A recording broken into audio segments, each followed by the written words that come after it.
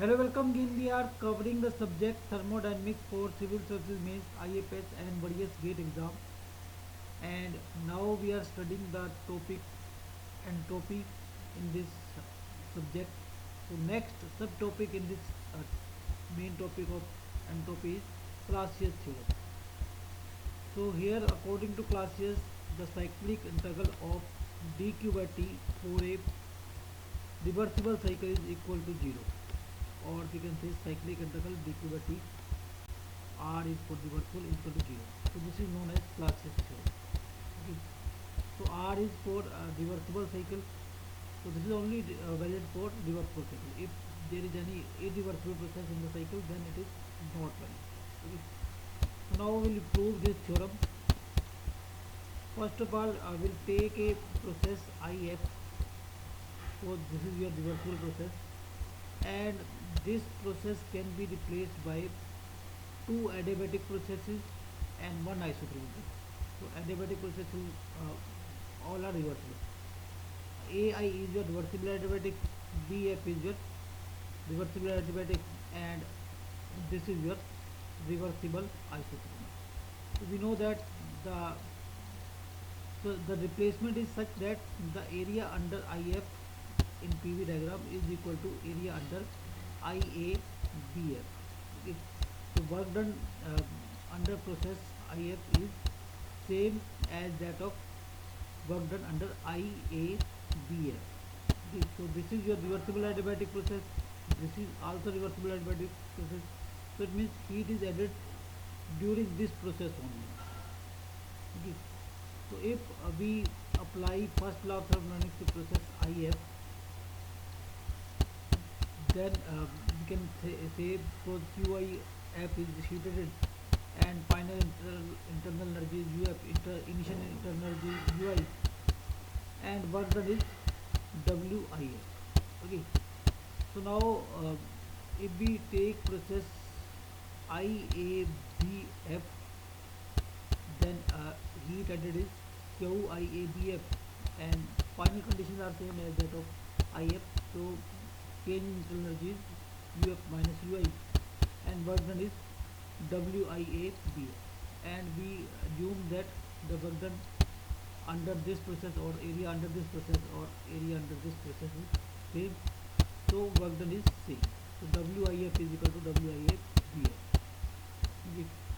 So as this UF and UI are also same for both processes, so it means heat QIF is equal to QIABF.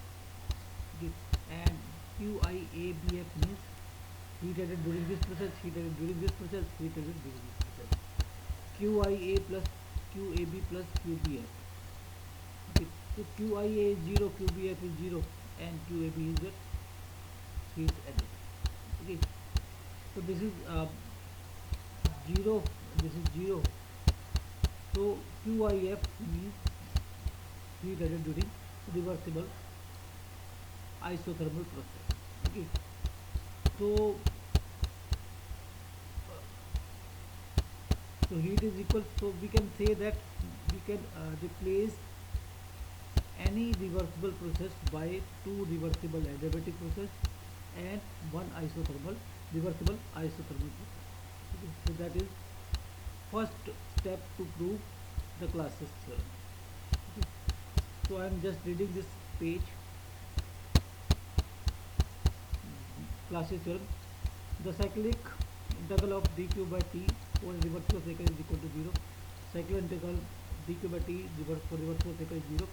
This is known as Clausius theorem. The latter are emphasizes the fact that equation is valid only for reversible cycle. To prove the Clausius theorem, consider a system be taken from an equilibrium state I to another equilibrium state F by following the reversible path IF. Let a reversible adiabatic IA be drawn through I, and another reversible adiabatic BF be drawn through F. Then a reversible isotherm AB is drawn in such a way that area under IABF is equal to area under IF. Applying the first law for the process IF, QIF is equal to UF minus UI plus WIF. So this is equation number 1. And process IABF, QIABF is equal to UF minus UI plus WIABF.